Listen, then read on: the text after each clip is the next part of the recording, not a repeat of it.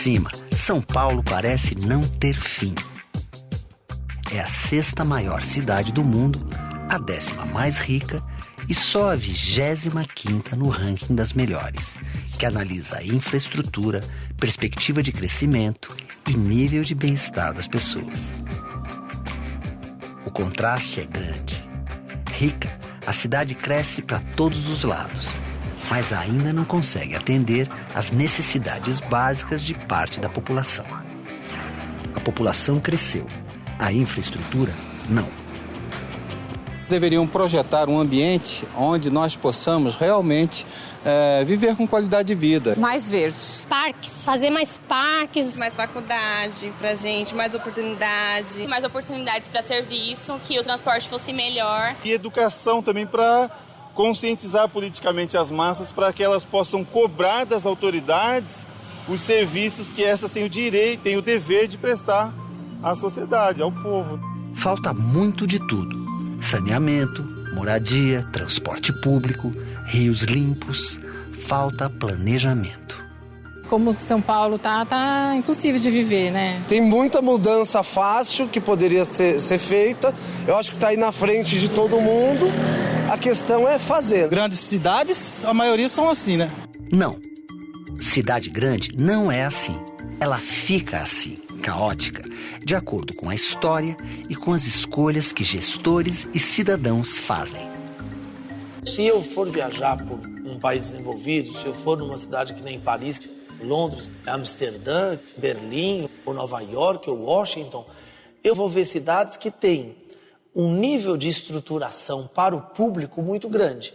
Nessas cidades dos países desenvolvidos, se constitui um Estado que faz esse papel de garantir que esse conjunto de serviços, que esse conjunto de equipamentos e que a infraestrutura necessária ao funcionamento da cidade, transporte, eletricidade, saneamento, água, esteja ao alcance de maneira razoavelmente homogênea para o conjunto da sociedade. A cidade ela é resultado de políticas, de opções, de processos políticos, né, sociais que a gente fez no passado. Toda cidade ela não precisa ser ruim, desorganizada, caótica. A gente pode fazer escolhas que melhorem as cidades. A gente pode investir em transporte coletivo melhor, em trem, ônibus, metrô melhor, né, e construindo isso ao longo dos anos para que as pessoas vivem melhor.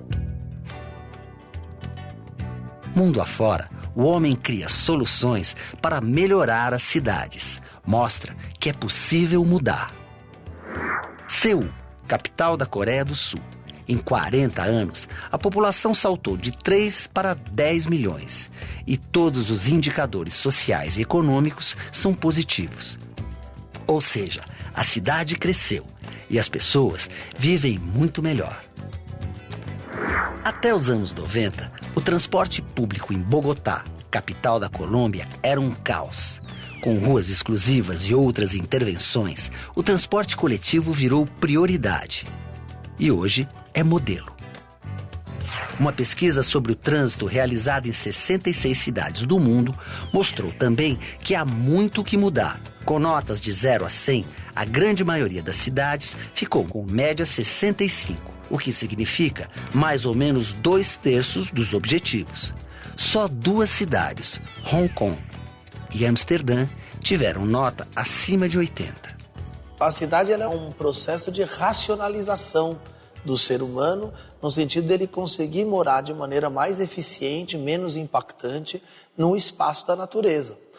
Tentando racionalizar o uso da água, o uso da infraestrutura, aquilo que ele precisa para morar em coletividade. Então a cidade, antes de tudo, é uma solução. O problema é que ela precisa ser uma solução planejada e ela precisa ser uma solução que preveja 2 coisas. Primeiro, o seu crescimento, ou seja, como ela vai responder ao número de pessoas que se prevê para essa cidade nos anos e nas décadas que vêm para frente. E segundo, a cidade precisa ser prevista sempre para atender o conjunto, a totalidade das pessoas que moram nela e não uma parte dessas pessoas. Toda cidade tem solução se o foco for as pessoas. Todas as pessoas. E a partir daí, uma via de mão dupla. O cidadão tem o papel de participar e fiscalizar. O gestor público de trabalhar para a cidade crescer para todos. O prefeito com sua política de governo, ele tem que pegar os velhos problemas que nós conhecemos, que falamos até agora, e ter procurar um novo caminho, uma nova abordagem, uma nova aproximação, uma inovação de encaminhamento, de planejamento. Quase 7 milhões de carros nas ruas. O trânsito de São Paulo tem solução? Faça chuva, faça sol, porque a cidade não consegue andar nos horários de pico. Até quando as pessoas vão perder no trânsito um tempo que poderiam aproveitar para o trabalho ou o lazer? Eu ficaria mais tempo com a minha família, ficaria menos estressado. Eu gasto 2 horas todo dia para chegar ao trabalho. Eu demoro mais ou menos 1 hora de carro e 1h30 de condução. A gente sai 5 horas daqui e chega 7, 7h30 em casa. Sofrimento, só sofrimento. Na verdade, nós estamos reféns ou resignados ou abduzidos, se eu pudesse usar um termo da ufologia, né? Estamos abduzidos por um urbanismo muito perverso, um urbanismo extremamente rodoviarista, que eu quero dizer, submisso ao automóvel, né? E um urbanismo extremamente mercantilista. Isso é muito ruim. O carro, ele passou a ter essa importância e ter esse impacto negativo que tem nas nossas cidades, porque a gente não fez a opção pelo transporte coletivo de qualidade lá atrás, né? Junto com a preparação da cidade tanto para os carros quanto para as pessoas circularem com qualidade. Os rios que passam dentro da cidade são verdadeiros canais de esgoto a céu aberto, emparedados por rodovias urbanas. As pontes das cidades brasileiras são pontes de rodovias de autoestrada, onde o pedestre não existe, o ciclista não existe. Em São Paulo se faz uma ponte estaiada que custa milhões, por onde o ônibus não pode passar. Se fazem túneis que custam milhões, por onde o ônibus não pode passar, é só para o carro. Então, a política ela é sempre voltada para o automóvel. Só que o automóvel representa só 30% dos deslocamentos diários na cidade. 70% da população se desloca de trem, de ônibus, de metrô. Um bom exemplo de planejamento de trânsito fica a pouco mais de 400 quilômetros de São Paulo. Em Curitiba, capital do Paraná, o poder público tratou o transporte público com prioridade e criou ruas exclusivas para ônibus. O transporte público liga os bairros mais populosos e atende o maior polo de empregos. Outro exemplo, a região metropolitana de Tóquio, capital do Japão, tem mais de 35 milhões de habitantes e um sistema de transporte público de dar inveja. A viagem mais longa dura 1 hora. Por que o sistema de transporte público da Grande São Paulo, que atende 19 milhões de pessoas, não funciona como o de Tóquio? Porque o Japão deu prioridade para o transporte público. O metrô de Tóquio foi inaugurado em 1927. O de São Paulo, em 1974. Resultado: São Paulo tem 74 quilômetros de linhas. Tóquio tem 286, quase 4 vezes mais. E para os especialistas, quais os pontos fundamentais para o crescimento das cidades? Tudo que está aqui feito, fomos nós que fizemos e nós podemos mudar tudo isso que está aqui. Se os rios estão poluídos, fomos nós que deixamos fazer isso, com a nossa omissão, com a nossa resignação. E quem vai mudar isso somos nós. Precisa é uma mudança radical na prioridade do investimento público. Eu preciso ter uma sociedade que aceite que eu vou parar de fazer ponte para investir em transporte público, mesmo que o trânsito fique ruim enquanto isso.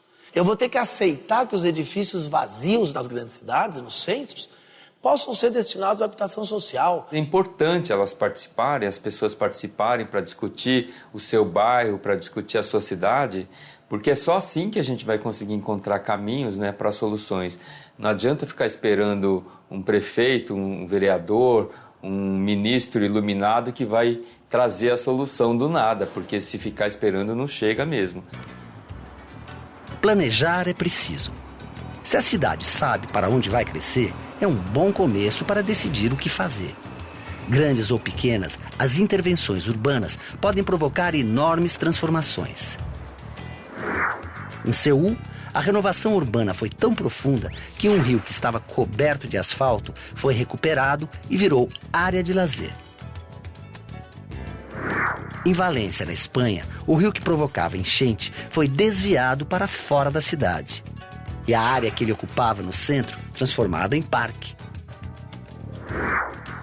Aqui em São Paulo, há projetos que podem colocar um sorriso no rosto dos moradores. E se a Avenida 9 de Julho, que é assim, ficar assim, devolvendo o rio Saracura para a natureza da cidade? E se o Minhocão, uma invasão na vida da cidade e das pessoas, ficar assim, um espaço para o cidadão? São Paulo precisa muito mais. A cidade é nossa.